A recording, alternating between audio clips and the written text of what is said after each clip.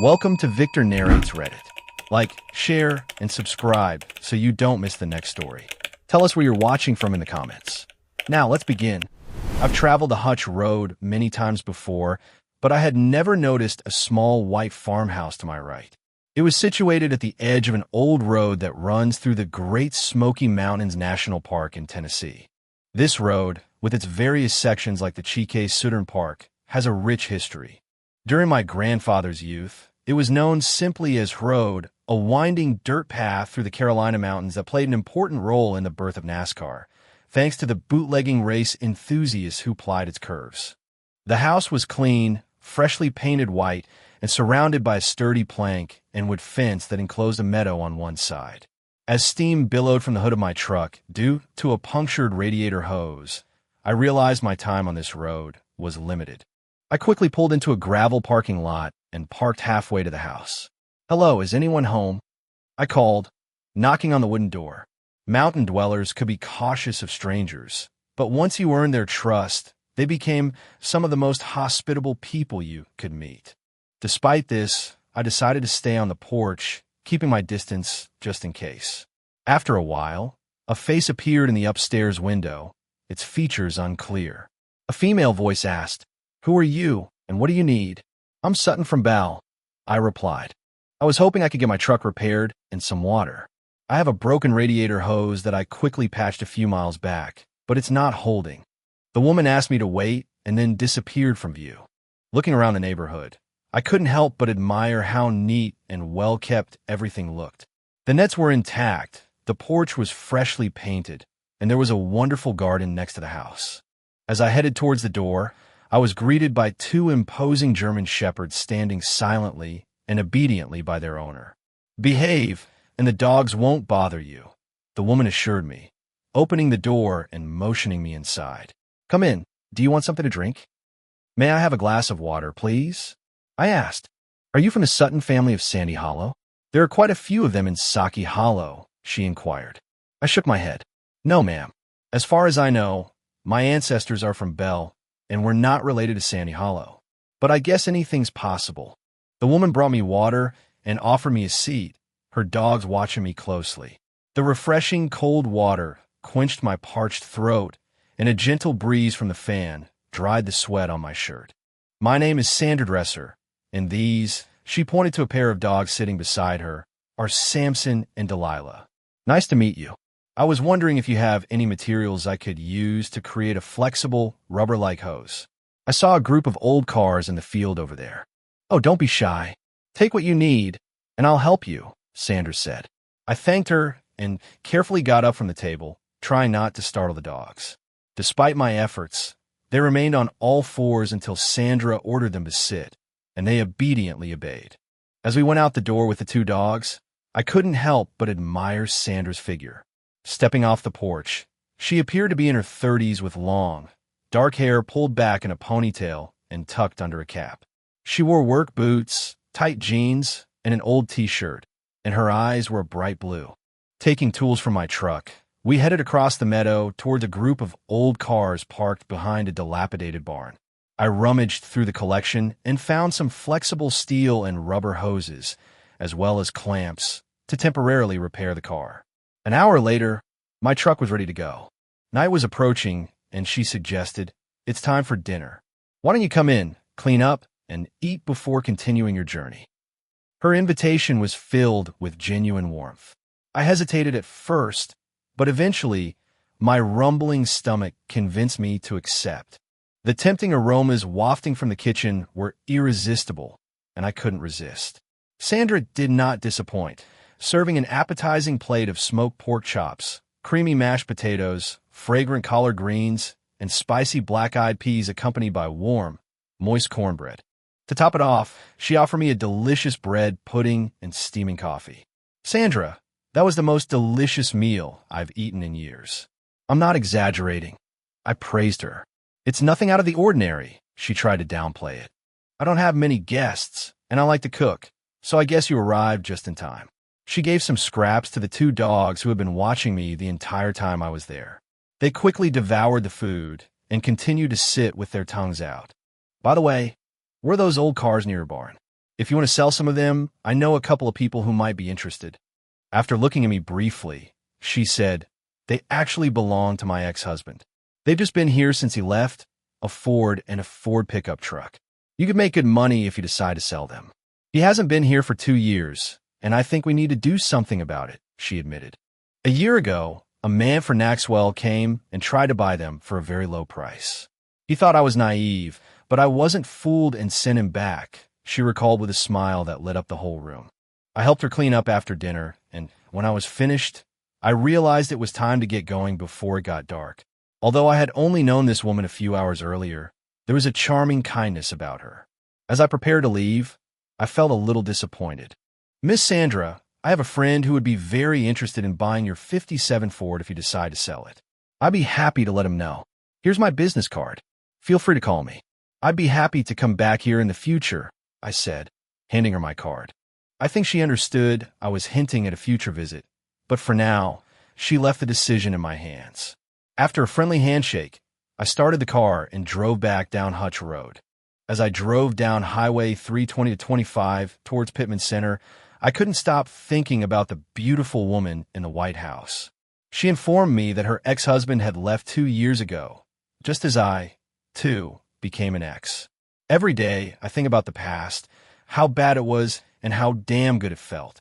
Then, unfortunately, the wrong people keep reminding me of it. My marriage to my ex-wife lasted 5 years before she left. I always thought they were 5 good years, and June still holds that opinion, but it's been a long time since we first met. Back then, she was a 19-year-old waitress in a diner, and I was a 23-year-old man trying to make ends meet by hauling truck parts across various counties. Despite financial difficulties, I managed to cover all my expenses. On the other hand, June could afford to pay for her car while living with her parents. It was at that moment that I mustered the courage to ask her out, but she rejected me, saying she was already dating someone from Eshwal. She didn't realize it was just a casual fling for the drum circle statue and nothing more. When I passed by the barbecue joint later, there had been a breakup in her relationship. I took a chance and asked her out again, and this time she accepted. We had dinner together, had a beer, and went to the Fiddler Show in Maggie Valley, where we had an amazing time. It was so enjoyable that we repeated it several times. In short, it was an unforgettable time. A few months after my proposal, we got married in a beautiful outdoor ceremony next to a charming country church in Sanford, North Carolina. A year later, we managed to save money and bought a beautiful white frame house on a few acres south of town. It was nothing extravagant, but there was a place for a garden and a barn where I could work on my projects. At that time, we still had no children, and June combined her work at a barbecue cafe with classes at the local community college. For several years, I was constantly on the move, delivering and taking orders, sometimes staying overnight in Tennessee. This continued until June graduated from high school and got a job as a shift nurse at the local county hospital. I continued to make daily trips and eventually was promoted to regional manager, which didn't affect the time I spent on the road much, but it did increase my salary thanks to commissions from all sales. Since we both worked full-time and June worked shifts, we had to value the time we could spend together. During the week, she usually had to take turns every weekend, and every 12 weeks, she would switch to night shifts with a 12-hour shift. The only positive thing was the increase in salary. Over time, she began to earn almost as much as I did, which allowed us to double the house payments. On weekends, when her schedule permitted, we would visit various nightclubs in Asheville, along with several other couples we knew. Gradually, some of her colleagues started joining us, resulting in a weekend party composed of about 12 people who met fairly regularly. We often visited the ballroom on Patton Road in Ashwall. It was a small, narrow hall that comfortably accommodated many people. As a rule, we went in couples. Most of us were married. Throughout the night, like June, I danced with different people. I saw nothing wrong with that, because people generally dance with friends or acquaintances from school. I did the same as June. As I said, everything was fine. We left with the same people we came with. But as often happens, there's always someone or something that ruins everything. A few months after we started going to this place, I always danced with a girl from our group named Terry, who was June's colleague. She kept leading us across the dance floor, but at the time, I didn't think much of it because I was quite naive. When the next song started, she snuggled up to me in a slow dance. We were far from our table in the corner of the room. "Jesus, Terry, what are you thinking?" I asked. "Nothing you don't want already," she replied with a seductive smile. As a young man dancing with a beautiful woman who smelled amazing, my blood ran hot. But despite the temptation, I was happily married and pledged to be faithful. "Terry, I'm dedicated to one woman," I insisted. "If June weren't here, we'd probably be at my house next week." "But June will be tonight," I said with a smile, trying not to reject her. She just smiled and replied, "Oh, someday I'll get my chance." We moved on to another topic and finished the dance, after which I returned her to her companion, a man named Tom. June and some other people were still dancing, and looking around the dance floor, I noticed she was dancing very close to a man I didn't know. He whispered in her ear, making her smile and laugh. Suddenly, he grabbed her, and it seemed she liked it. I briefly thought about joining the dance, but then I remembered Terry. Looking back, I realized I should have intervened, but that moment had already passed. Another round of drinks was ordered, and June returned to the table with her new dance partner. I pretended not to know Charlie when she introduced him as a school friend before his family moved to Ashwell. I immediately disliked him, probably because of where he had placed his hand. His smug expression and the way he looked at me with his hand on my wife's shoulder also contributed to this. But when June noticed my reaction, she removed his hand, and eventually, he left after a brief exchange of opinions. I wanted to contradict him, but I kept my composure. The conversation on the way home was predictable. "Do you let all men touch you, but when you dance with them, June?" I asked. "No more than if you were touched by a girl," she replied, surprising me. She quickly led me to the other side of the room. "I'm not going to let this happen, and I'm going to stop it," I responded. "Well, you too, big lug. You're jealous every time a man thinks he has a chance with the impossible," June replied. She laughed, easing the tension in the room. "Charlie has the same chance of getting me into bed as Terry." "None," she said confidently, and she was right. After it was approaching midnight, we decided to leave for the night. When we got home, I managed to have a good time with her. Everything went well. Over the next few months, we met regularly, distributing the driving duties among us. One Saturday night, I found myself as one of the few men in a female-dominated group. For men from our company couldn't attend the weekend gathering.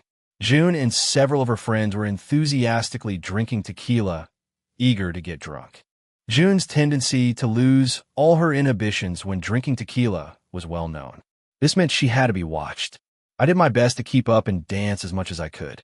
The dance floor quickly filled with other girls, including June's friend, who was supposed to look after her and the rest of the group.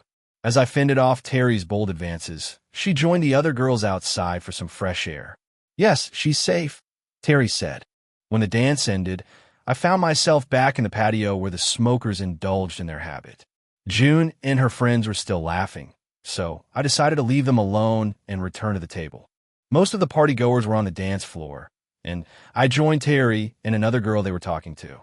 Both were very drunk, and the other girl was completely wasted. "Joe says you have a giant in your pants," the drunken girl mumbled. I burst out laughing when she had trouble pronouncing the words, and Terry was just smiling stupidly. But then she accidentally said something that sobered us all up. I was the only one at the table who hadn't had too much to drink.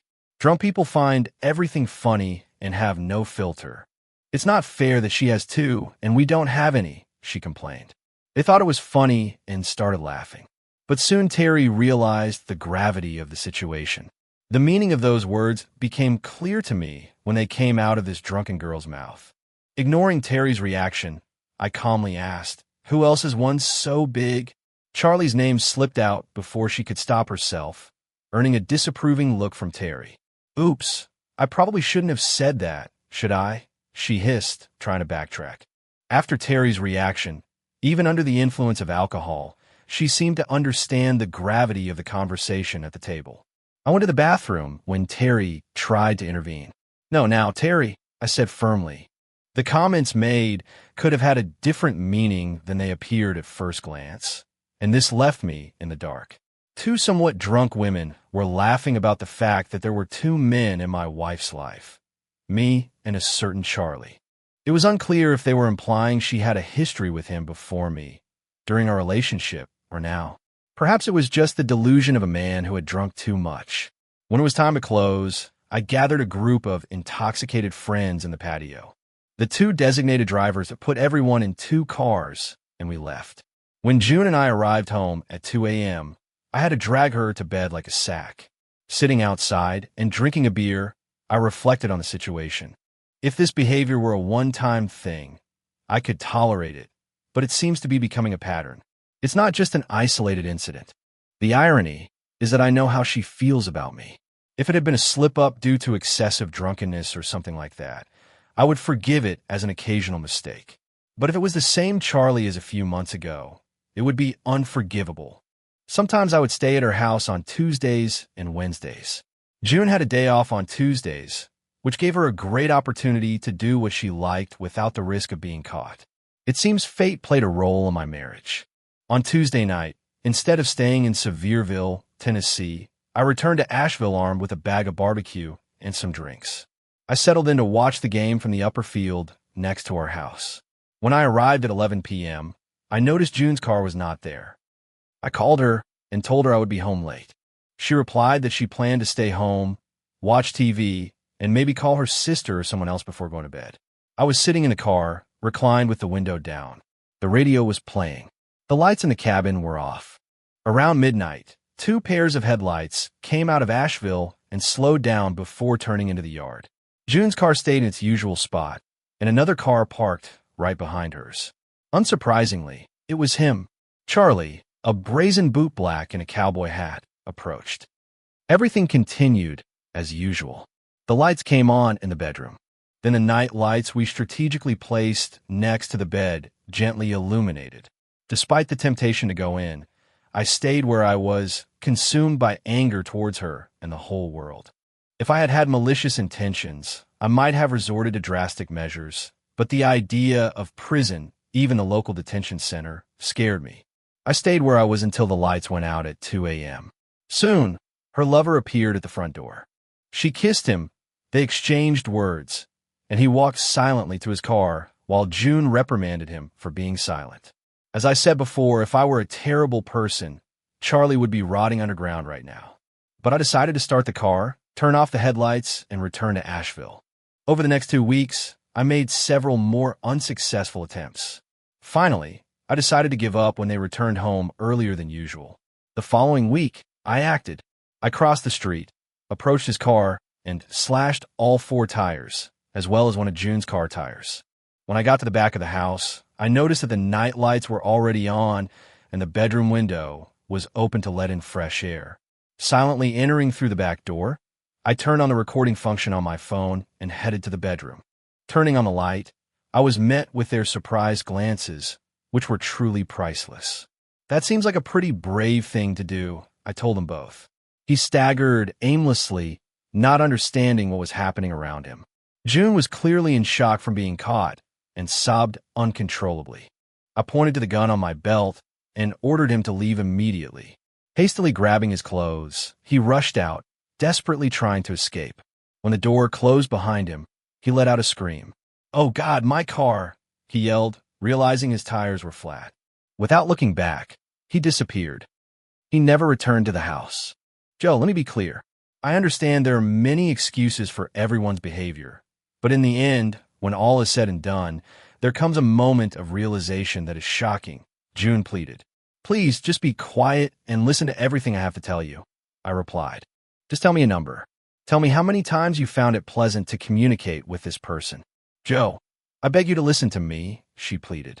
"Just a number. How many times?" I repeated. "I'll ask you over and over until you answer." "Only once, I swear," she exclaimed. "Thank God," I muttered, leaving the bedroom and heading to the kitchen for a cold beer. The floor creaked softly as I watched her in a worn pink bathrobe. After finishing my drink, I opened another and went outside. The idiot was gone. His car with 4 flat tires gleamed in the moonlight. I chuckled to myself, feeling satisfied with my virility. A few weeks earlier, I'd already shed all my tears. Now it was necessary to focus on the task at hand. I pulled my truck out of the field and parked it behind the house, considering my next steps. I remembered the hitch in the barn that was ideal for transporting goods. I hitched the idiot's car to the hitch and began the 5-mile drive to Asheville. As I drove about 2 kilometers down the road, I passed him, his flat car following behind me on all 4 wheels. I left his car in the parking lot and drove home. When I entered the house, June was sitting at the kitchen table. "Joe, can we talk about this, please?" she asked. I looked at her and simply replied, "Not today." After that, I took the remaining 6 bottles and went to my office. This is a man cave for mechanics, and I've set up a pretty decent place to rest in the loft. With the Mars Hotel soundtrack, I finished the rest of my beer and fell asleep. The next day, I called my boss and told him I had personal problems that needed to be resolved at home. I returned to the house to deal with this woman. "June, it's time for you to move out and live with your sister. This situation is your fault," I told her. To my surprise, she didn't protest. Perhaps she thought that if she called it an occasional mistake, everything would be fine. After they fixed the flat tire, her sister helped load her things into both cars before they left. The meetings eventually led to something that changed her excuses. The constant excuse was that we were young and made mistakes, that we could fix everything and maybe even start a family. It became inexorable. I reached the point where I only answered work-related calls. I told June to pick up everything she needed from the house while I was at work. I decided to keep the house for myself and buy her share without offering her alimony. We invested everything we had in the house, apart from a small pension from work. It was a simple decision. The divorce was finalized 6 months later, but the attempts at reconciliation did not cease.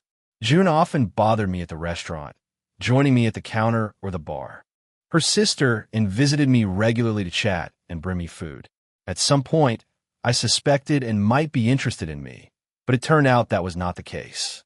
At the end of a new plan to end all this, I contacted Terry and invited her to go to the Patton Club on Friday night. I was surprised when she agreed to spend the entire weekend at my house and ended up in my bed. This woman turned out to be more than I expected. She completely exhausted me, but I couldn't wipe the smile off my face all week. I chose Terry not only for her qualities, but also because I knew she couldn't keep secrets. I was sure she would share all the details with her work friends, including June. Surprisingly, everything turned out even better than I imagined. The next weekend arrived, and on Friday night, I decided to go to the ballroom alone. It seems June switched to the day shift, as she was there with some members of our old band and, to my surprise, with Charlie. The thought processes of women have always been a mystery to me, but I guess it's a typical male viewpoint. June, her sister, her parents, and other people from the past, not counting some women with other intentions, were making plans for our reunion. And yet, she was with Charlie, sitting at the bar. I quietly enjoyed a cold beer, watching the couples dance on the dance floor. Suddenly, June and Charlie went out onto the floor and gave a lively performance. It seemed for my entertainment. After they finished, the cretin returned to his table, and June approached me at the bar. "It doesn't have to be this way, Joe," she said, confused. I replied, "What do you mean? We're not together, and I'm not with anyone else. I'm the only one here," I said, looking defiantly around the room. June's face began to turn red, a familiar sign that she was about to lose her temper. I quickly intervened, leaned towards her, and gently said, "Listen carefully, June. I don't care that this monkey lives in your house. You've been with him for a long time, so you can continue to communicate with him. I'm sure you know I had a great time with your friend Terry last weekend," I said. Her reaction was instantaneous. She pulled back and slapped me hard across the face, after which she burst into tears. Her lover, who was sitting at the table, stood up and began to move towards the bar, but he hesitated when I raised my hand in his direction. "You see that idiot you're with now?" I said. He froze when I raised my hand. All he cares about is having fun and nothing else. That has always been his priority, and you have given him what should have been mine over and over again. You took what was sacred between us and let this disgusting man into our bed, into our lives. And now you have to put up with it. I've had enough." With these last words, I finished the rest of the beer and left. She ran after me with tears in her eyes. When I left, I ended up at Jack of the Good, enjoying Green Man beer and watching the girls dance. Later, I learned that June left with a friend shortly after me, and it was rumored that she wasn't going out as much as before, although June claimed I was dating Terry again. I resisted the temptation because I was focused on my work. June and Still approached me at every opportunity, and they seemed to have realized that it was a futile effort. Another problem that had arisen was the relationship between her parents and mine. Despite my absence, my parents continued to invite June to the barbecue. She had become to them the daughter they never had, and they didn't want to separate from her. The divorce and its consequences motivated us all to make changes in our lives. Personally, I found solace in returning to the forest. Growing up in the Smokies and in the National Forest gave me a sense of belonging and identity. I didn't know what it meant to be a hillbilly, but I knew I wasn't one. I discovered that deep down, I have a passion for forestry. As a result, I decided to change my usual lifestyle. Instead of following my usual route through Murphy or crossing it in January 1940 at the entrance to Tennessee, I chose the picturesque Hutch Road through the mountains. It might have been a little longer, but the scenic drive in good weather was worth it. I even had the opportunity to stop and enjoy fishing in the creek. I'm surprised how on all these trips, I never noticed a charming white house on the Tennessee side, but one day it still caught my attention. When I finished mowing the lawn and decided to take a break with a cold beer, the phone suddenly rang in my pocket. It was Sandra Dresser from Cosby, the woman I visited last week to fix my truck. For several days, I couldn't get her out of my head. Something about her bothered me despite our brief meeting. I was going to contact her about the '57 Ford for new information. Hello, Miss Sandra. Your hospitality always leaves a lasting impression on me. I was planning to contact you soon about your old Ford, as well as some other cars you mentioned. Your mention of them piqued my interest, and I decided to act. I thought it would be helpful if you came and helped me decide the next steps. You have 11 old cars, and all of them, as I recall, were in excellent condition, both in body and chassis. The next steps are clear and understandable. Evaluate them and sell them. I said. She already knew about this, which made the invitation intimate.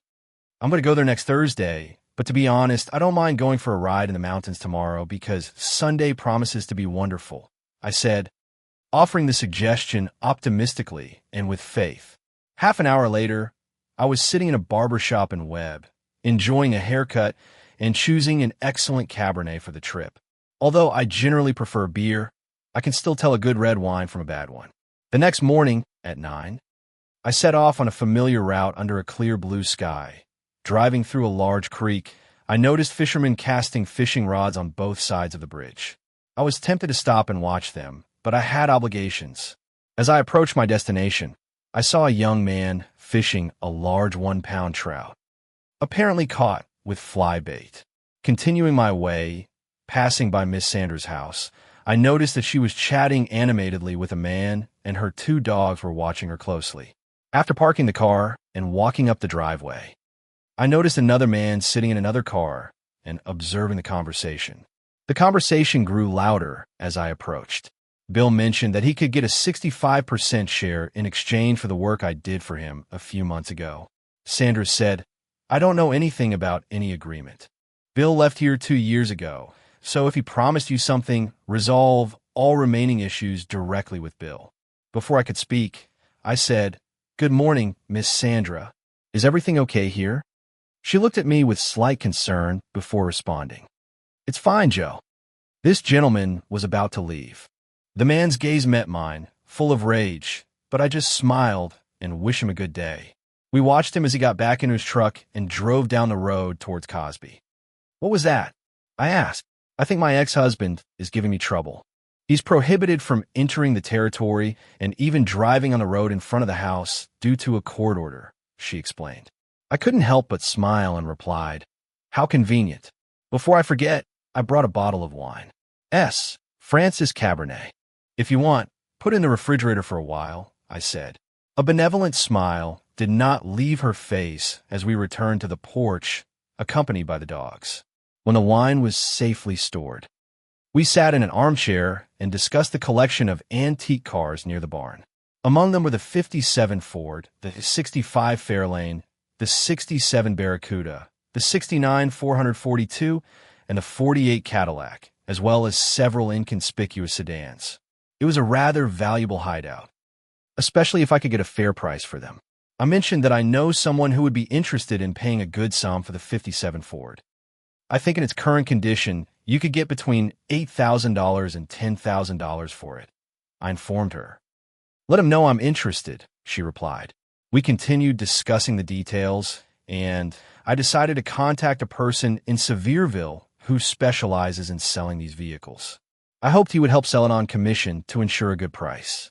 When everything was settled, I was treated to a delicious plate of fried chicken with all the necessary trimmings. After clearing and cleaning the table, we walked through the pasture and entered the mountain forest behind her house. The terrain was simply amazing, a combination of farmland and mountains with lush vegetation. We stopped by a bubbling stream, admiring the peaceful scenery. So, Joe, tell me about yourself. Are you married? Single? In a relationship? Divorced? Where have you been, and where are you going? She asked. I was surprised, not knowing how to respond, and decided to be honest, telling a simplified version of my story. I told her the story of how I discovered June with her lover, which ultimately led to the collapse of our marriage. I also told her how she, her sister, her parents, my parents, and all our friends tried to reconcile us in an attempt to show June that I was moving on. I even mentioned that I had dated Terry to see her reaction. I admitted that I had dated other people, but nothing serious. Sandra listened with a sympathetic smile, showing that she too was going through a similar situation to a greater or lesser degree. Joe, let me tell you my story. I made the mistake of getting married right after graduating from high school. It turned out to be the biggest regret of my life. If I had known that after a few good years, everything would turn upside down so quickly, I would have gotten out of this situation sooner. My ex-husband had delusional ideas, just like your wife. He found it funny when I called her Pinocchio. It's probably the funniest name I could come up with for him. I don't know if you knew Bill Dresser. He's in the south of Hazelwood, not far from where you are now. It turns out that, according to my father, Bill was in love with his Cosby girlfriend, who turned out not to be as interesting as he thought. They had something several times, but he didn't mention he was married. When she found out I was his wife, she quickly ended the relationship. It's quite funny, actually. One day she came to our house while Bill was at work, apologized, and confessed everything to me. Although we've known each other since high school, we've never moved in the same social circles. Apparently, Bill was persistent and didn't take no for an answer. As a result, the girl went to Texas to live with her father, also because of Bill's constant harassment. One idiot. I thought the expression idiot was appropriate. He chased her all the way to Texas. She called me to tell me, and then I decided to pack all her things and leave them on the porch, telling her to come pick them up before they deteriorated in the rain. 2 days later, he returned, broke into the house in my absence, made a mess, and brought his things back into the house. When I came home with Samson and Delilah in the afternoon, I cornered him with both dogs cleaning up after him in the grass. My dogs really know who their owner is. She gently stroked both dogs, who sat at my feet, wagging their tails happily and looking at me. The next day, Dad and I visited the lawyer's office to get a restraining order against him. A few days later, he was taken to work. The following week, he returned to Texas and resumed his pursuit of the girl. He still talks to her from time to time. He could be a good guy, but she's wise enough to keep him at a distance. As far as I know, he lives in some woman's mobile home in Silva. Sandra didn't seem bothered by this situation. She continued to smile brightly. Getting rid of that idiot was the best decision of my life, she said. After thinking about it, our conversation continued, and I discovered that Sandra had adapted well to life after the divorce. She worked as a midwife in eastern Tennessee, mainly in the foothills. The farm she lived on had been inherited from her grandmother, and before the divorce, she grew tobacco on a 3-acre plot. After she took over the farm, there was no one to care for it, and it fell into disrepair. As I prepared to leave, I inspected the antique cars near the barn and took some photos to share with a friend. Despite the late hour and early work schedule the next day, we said goodbye warmly, hugged, and she gave me a kiss on the cheek. I'll be by this week, maybe Thursday, if I hear back from my friend in Sevierville. If I can't make it, I'll definitely call you. I'll be very happy, Mr. Sutton, she replied with a smile.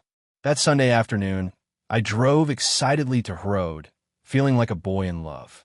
It wasn't really a date, but it was more than just a pastime. I couldn't wait for Thursday.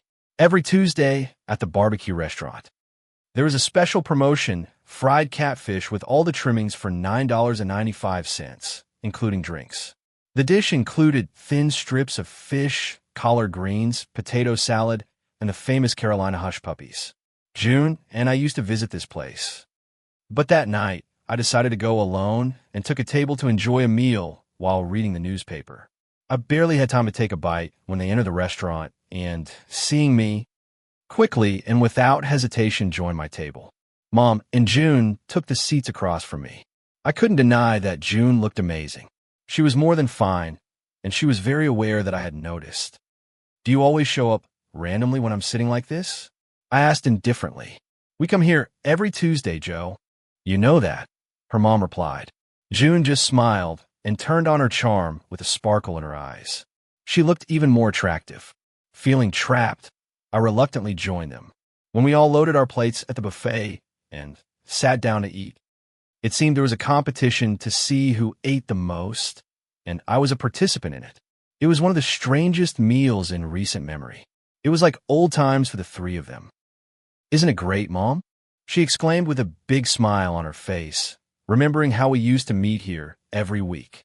June's face lit up with memories. I just needed to go to the bathroom. When I returned, Mom began to get up to let me pass, but I stopped her by gently touching her shoulder. No need.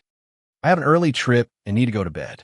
I put a $20 bill on the table, smiled, and wished everyone a good night, including June, who had a satisfied smile. I walked out the door. It was only 6:30 p.m., and I was already sitting in the Boom Tarum with a cold pint of beer in my hand. The pub has always been my favorite place. But recently, it has become even better, as owners Benny and Kelsey have started organizing concerts there on Saturdays. Now, there was enough space to dance and enjoy the music. June and her colleagues didn't usually like this place much, so I made it a rule to visit it frequently. Also, it was a good place to meet women with similar interests. That night, Ben was serving at the bar, and he was pouring me my favorite double IPA. As I looked around the neighborhood, some girls were playing pool, and some were drinking and watching the game on TV. It's been a strange time. How are you? What's up? She asked, sitting next to me. As always, Terry looked incredibly attractive, perfect for such a relaxed evening. It's been a long time since we last saw each other. Well, Terry, you look amazing, and it seems life is treating you well. I praised her sincerely. I'm holding my own, she replied. Things have been a bit hectic lately, but having you here gives me hope. With that, she gently stroked my thigh. I bought her a beer, and we found a table in the corner next to the pool tables where the girls were playing. As we talked, I learned that the old band still meets on weekends. And even June participates in the fun. Terry didn't say anything about her ex's current whereabouts, and I knew it was none of my business, but the more we talked, the more I realized I wanted to spend the night with her. We went to my house and eventually got down to business and fell asleep. A few hours later, since she didn't have work the next morning, I let her relax in bed and spend time with me. Joe, I know we're not looking for a serious relationship, but I thought it would be nice to have casual relations from time to time. Do you mind? After everything went well last night and this morning, I think it could work. I don't mind, as long as neither of us starts a serious relationship.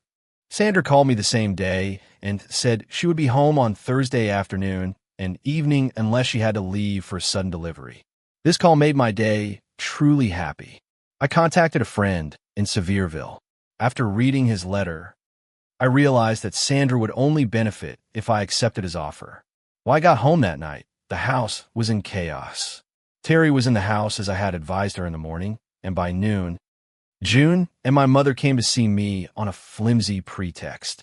It wasn't the first time she had done this. She always had a list of excuses ready. Otherwise, my mom might have come for other reasons. It was obvious that Terry was here for a reason, regardless of my presence. June seemed disoriented by the unexpected appearance of another woman in the place that used to be her home. But despite my mom's attempts to act as a mediator, the two seemed to have a fight. Fortunately, apart from messy hair and smeared makeup, no one was seriously injured. The pot with the plant was knocked over, but the physical damage was not limited to this. Half an hour later, Mom, Dad, and June arrived at the house as I waited for them to come in. I broke my neck. Mom spoke first. "Joe, I don't know what kind of home you run, but allowing women to come and go at any time is unacceptable." My father remained silent, realizing it was better not to intervene. I looked at June and then at Mom, looking at her questioningly. "So how old am I, Mom?" "You're 30, she replied. "And how long have I been living alone?" "Since you turned 19, I think," she replied. "That's right, since I was 19, I confirmed, and I've lived in this house since I was 24, right?" She nodded in confirmation. "I'm a married man, Mom." "Well, you were, and you should be," she replied. I intervened. Repeatedly. "I was married before, but not now. Do you understand?" Now let's move on to the next question. "Mom, who are these women you're talking about?" "As far as I know, there was only one living in this house, and I found her in bed with another man. So, who are these women walking around my house?" "I'm interested to know." My mom and June were sitting on the couch in shock and couldn't speak.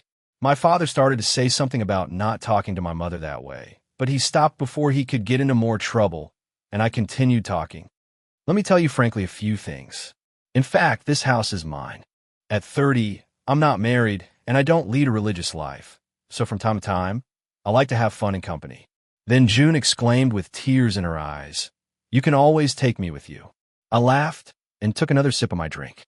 I replied jokingly, "You've already been in my house once, and look how that ended." Having established some boundaries, I firmly stated, "Okay, this is what I don't want. No one entering my house when I'm not there." I hadn't thought about it before, but now everything is clear. If I can't trust you, I'll change the locks. If you don't like my guests, please feel free to come again, and we can grill burgers together. But if an attractive guest shows up at my bachelor apartment, imagine how awkward it would be if my parents tried to interrogate her. I smiled at all three. "Does anyone want a beer?" "Sniffle, June, you too." My parents took the drinks and got the cold chicken out of the refrigerator. I took June to my workshop. "There's no reason for you to come to my house and criticize the people I talk to or any other aspect of my life." "June, absolutely none. I know you're having fun with someone else right now. Why is it acceptable for you to have fun with another man? But you get angry, and Joe Jolin to Hill, and even Terry received the affection that you wasted on that idiot Charlie. You created this situation, June, not I. I don't know who you're in a relationship with right now, and to be honest, I'm not interested. I don't care. So, in summary, it's time to start behaving with respect and moving forward in life. Please stop trying to involve my parents in our problems. I know they care about you, and you care about them, but it's important not to involve Terry. She hasn't hurt you, and neither have I." When she looked at the floor, I could see the pain in her eyes. Despite her love for me, she continued to betray me. When we returned to the house, Mom and Dad were relaxed in armchairs, absorbed in an old TV show. After everyone left, I could finally relax. Except for Terry's upcoming call, which I had to answer to apologize for the chaotic family reunion. The next day, while having lunch at a local restaurant, June's sister joined me at my table. "Hello, Joe. You look as attractive as ever." She greeted me warmly. I have always admired Anne and her kindness.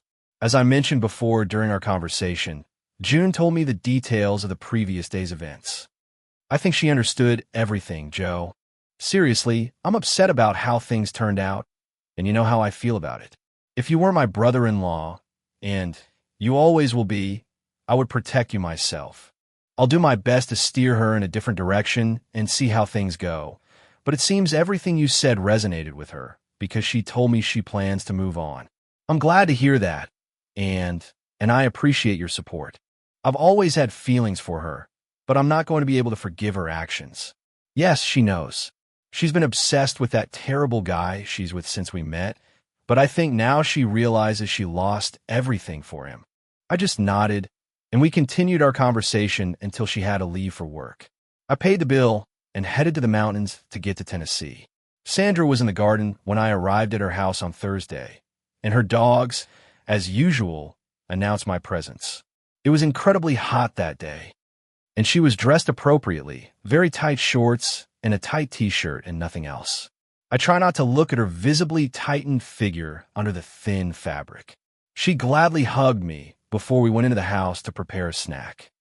"My babies adore you," she said, pointing to the dogs resting on the kitchen floor. "I wish they had told me themselves," I muttered. She poured herself an iced tea and gave me a cold beer. As we discussed the details of selling her car collection, time flew by. My friend from Sevierville offered to auction them with an 8% commission and a guarantee of $65,000 per lot. Considering the condition they were in, I think it was a fair deal. Sandra agreed. After all the details were settled, we relaxed on the terrace, drinking something in the afternoon sun. "Do you want to swim?" Sandra asked with a mischievous smile. Dad expanded and deepened the pool a couple of years ago, and on such a hot day, it's simply perfect. "I forgot my swimsuit." "You won't need it." "There's no one here," she said. I assured myself that I wasn't shy with women and that I had no flaws to be ashamed of and nodded with a smile. We took beers and towels and headed to the back. Upon arriving, Sandra wasted no time in taking off her shorts and t-shirt, throwing them over a nearby branch, and diving into the pond. Washed by a current, I hesitated for a moment, but then I shrugged and began to undress, finding myself as naked as Sandra. I followed suit and jumped into the pond, entering the water up to my shoulders. Sandra was beside me. Her face glowed with happiness. This place evoked nostalgic memories of my childhood when my grandmother lived here. We used to splash in the water to cool off on hot days, and I remembered it for a long time. I remember the boys from next door who tried to spy on us until my grandmother asked her dog to stand guard. In those days, the closest place to swim was Jonathan Creek, where the water was always too cold to be comfortable. After diving into the water, I swam for a while until I was next to Sandra. When I surfaced, our faces were a few inches apart, and I looked into her bright blue eyes. She instantly hugged me and said, "I like you, Joe Sutton." I replied, "I like you."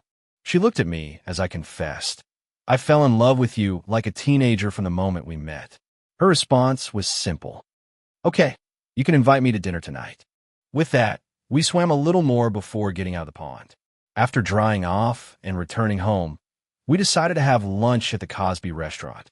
Despite the limited selection of restaurants in Cosby, we were drawn to the magnolia tree and the promise of excellent brisket. We were seated at a cozy table away from the hustle and bustle, and I realized I had had one of the best dinners in recent memory, thanks to the wonderful company of the woman next to me. During the conversation, we touched on every imaginable topic, and as the sun began to set, I realized it was time to walk her home. It was around 9:30 p.m. when we arrived at the gravel parking lot. I walked her to the door and kissed her on the lips as her pets, Samson and Delilah, watched us closely. "You don't have to leave tonight, Joe. I have the guest room ready for you. Enjoy a hearty breakfast in the morning and leave when you're ready," she offered with an encouraging smile. Her offer was too tempting to resist. I canceled my overnight reservation at the hotel and spent the night in her guest room.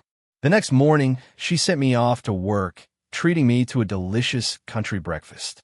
On Saturday afternoon, we arranged a date and dinner in Gatlinburg. That night, we stayed at the charming bed and breakfast in the village. Sandra was different from all the women I had known before, especially June and Terry. She had a sensual nature that captivated me, and I couldn't help but think that her ex-husband was a fool for letting her go. After that moment, we started dating and maintained a long-distance relationship, often staying at her house and sometimes driving to Asheville in Sandra's car. I met her father, who was initially wary of me until Sandra spoke with him privately. I don't know exactly what she told him, but after that, he was always kind to me. One beautiful Saturday morning, while fishing in Big Creek, I decided to make an important decision in my life. As soon as this thought occurred to me, the line on my fly rod suddenly tightened, causing the reel to pull the line until I managed to stop it with my thumb. This served as a signal for the beginning of an exciting fight. After a few minutes of excitement, I caught a 1.5-pound trout, which was a good omen and confirmation that everything was going well in my life. Later that afternoon, Sandra and I returned to Asheville and decided to spend the night in Asheville. We ended up at a dance floor on Patton, a familiar place where I used to spend nights with my group of friends. Due to my new relationship with Sandra, I didn't see my friends as often, including my friend Terry. But by fate, I ran into them that night. Terry was there with her new partner, as well as some familiar faces from our past, including colleagues from the hospital where Terry and June still worked. I noticed Terry across the room, surrounded by old friends and acquaintances. June seemed content with the company of a man I didn't know, although she was trying to move on with her life. She still found time to apologize for the fact that our marriage had broken up. My parents continued to accept her as a family member, which, it seemed to me, didn't affect me at all. June didn't know that Sandra and I were in a serious relationship, and it was the first time she had seen us together. Sandra and I were dancing and chatting at the bar when June approached from behind. "Hello, stranger," she greeted me. When I turned to face her, I said, "Hello, June. You look great." I looked around the room for her companion. "You too, Joe," she replied. "Your parents told me you're doing well in Tennessee. I'm sincerely happy for you." I introduced her to Sandra, noticing the nuances of sadness in her eyes that she skillfully hid. We gave each other a light hug, after which she returned to her company. Suddenly, I felt a strong blow to the head, which made Sandra scream, "No, Bill, don't do that." But it was too late. He attacked me again, and I responded with a right hook, knocking him to the ground. Sandra started crying, and June suddenly ran to help the man lying on the ground. "Jesus, Joe, what were you thinking?" June exclaimed. I looked at her, trying to understand the situation, but then I realized that this man was actually her companion. June explained that he was the one who attacked me and not the other way around, as I had thought before. The security guards immediately removed him from the hall, and June went to the bathroom to recover. Sandra and I returned to the bar, where 2 fresh drinks awaited us, courtesy of the establishment. Sandra revealed that she had a restraining order against Bill because he was unstable. I nodded in agreement, trying to push away my anxious thoughts. This incident ruined our night, but as we were about to leave, June approached us again. Sandra explained who he was and what he did, and June almost burst into tears as he was her travel companion. She was left without a car, so we decided to take her to Ann's sister's house. As we were leaving, June stopped to say goodbye to someone. Sandra and I headed to the parking lot, and June followed us. Suddenly, I saw a bright flash and heard a loud bang in front of me. I reacted quickly and fell to the ground. Billy Dresser fell backward. I quickly checked for any damage, but I felt nothing, deciding that the drunk had only hit me. Suddenly, Sandra let out a cry of surprise. I turned and saw June lying on the ground as the house guards rushed to the scene. I knelt beside her and saw that she was still breathing, barely regaining consciousness. Time seemed to freeze, as if I were observing the events from the sidelines. The woman asked me to step aside and began to administer first aid. After a few minutes, which seemed like an eternity to me, but were actually a few minutes, an ambulance paramedic arrived and took over. June was taken to the hospital, and we followed. It occurred to me to contact and to inform her of the situation and ask her to join us at the hospital. When and arrived, June had already been taken to the operating room. We sat anxiously in the waiting room, waiting for news. After a while, a nurse appeared and reported that June was still undergoing surgery. It would be some time before they could report on her condition. At that time, her condition was still critical. I left Sandra to go get some food, and when I returned, I found them standing by the window with their hands clasped. I looked at myself, confused, but after we managed to get some food into them, we gathered nearby to wait for the operation to finish. 3 hours later, the doctor appeared to inform us about June's condition. She is currently in the intensive care unit and apparently will survive. The full extent of her injuries will only be known after she wakes from the artificial coma necessary for the body's recovery. The bullet fragmented on impact, Some fragments grazed the medial temporal lobe, which could affect some aspects of her memory, but apparently her motor functions were not affected, as demonstrated during the operation. More detailed information will be provided in the coming days as her condition improves. We were given time to be with her, and Sandra and I comforted a distressed and the next day, the doctors gave and her parents the latest news, which matched the information received the day before. June was in an artificial coma for 4 days. When she finally woke up, and her parents were by her side, and the first person she asked to see was me, and brought me up to date before I visited June in the hospital. Despite a slight cloudiness in her right eye that doctors say will improve over time, June has demonstrated good speech and hearing skills. She has partially lost her memory and does not remember how or where she was shot or by whom. Joe, you have to be prepared for this, and told me. She thinks she's still married to you, as if nothing had happened in the last few years. She even thinks you were planning to start a family together. As a result, you may have to postpone those plans for a couple of months. I didn't know what to do next and even thought about going to the hospital, but Sandra, in her wisdom, refused to listen to suggestions. She accompanied me to the hospital, but stayed in the hallway while I went up. June looked bad, but she was already awake and resting.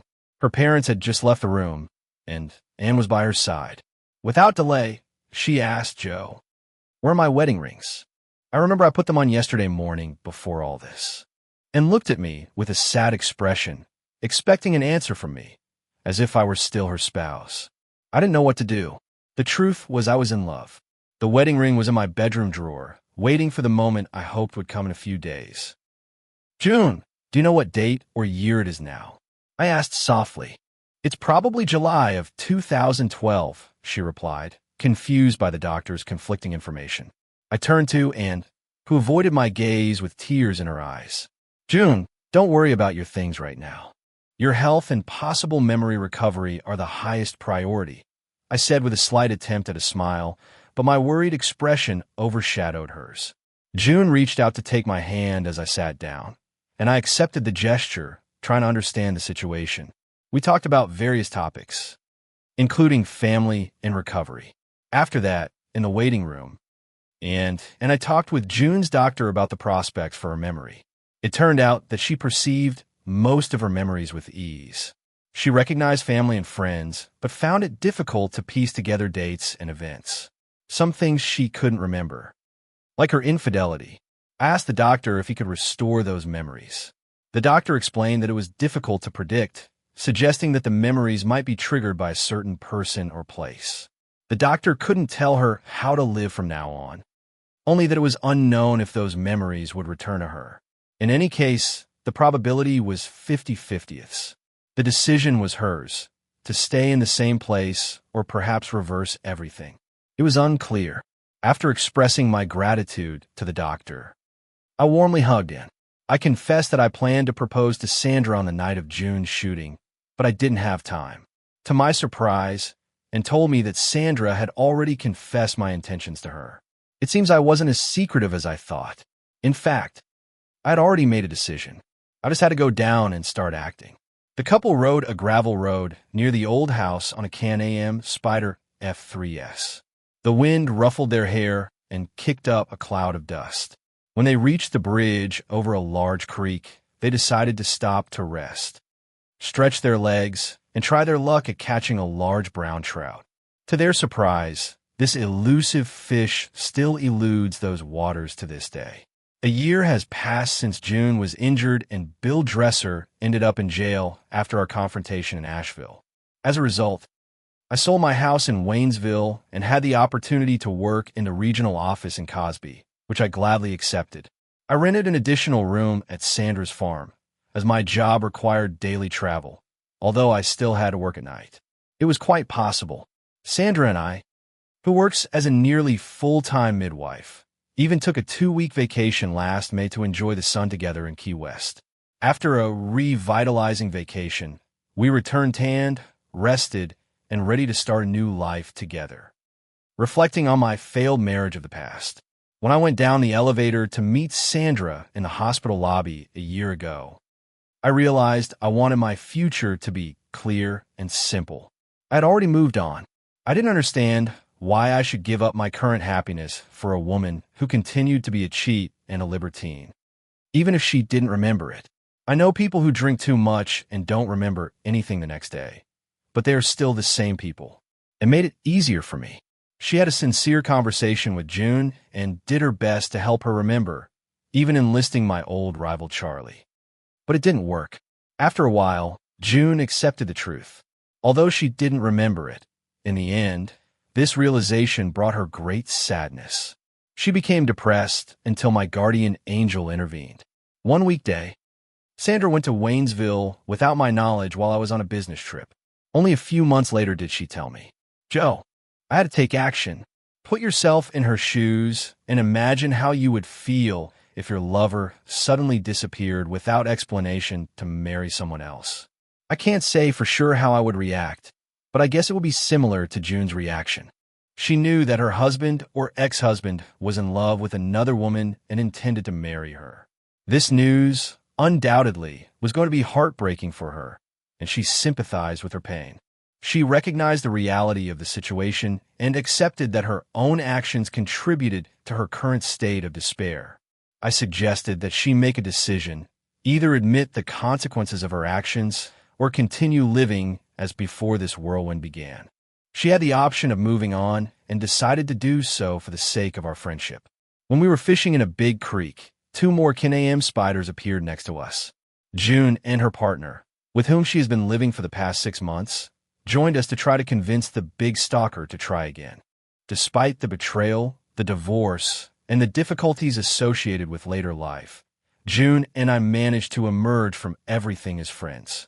My parents have also accepted the situation and continue to love June, often inviting her to visit with her new partner. They have accepted reality, and I adore Sandra as much as I adore June. At this moment, my life is going well, and the only thing I'm worried about is how to accommodate the addition to our family in the limited space of our 2-seater Can-Am. Sandra informed me last night that I'm going to be a father soon, and 3 years later, after June got married, she still couldn't get pregnant. The doctors informed her that she was infertile. Apparently, she doesn't deserve to be a mother.